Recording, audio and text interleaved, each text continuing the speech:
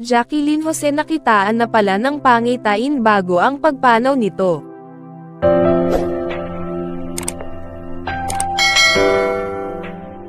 Mainit na pinag-uusapan ang tungkol sa pagpanaw ng batikang artista na si Jacqueline Jose.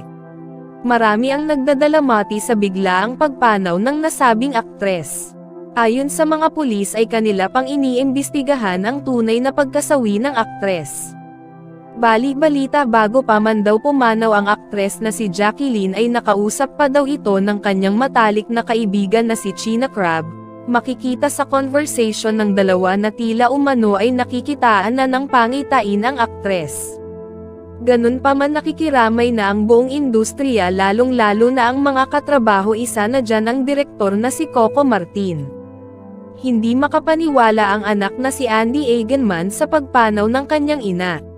Marami na ang nagpaabot ng pakikiramay sa aktres. Kaya't atin pang pakaabangan ang mga susunod na ilalabas na impormasyon tungkol sa nasabing aktres.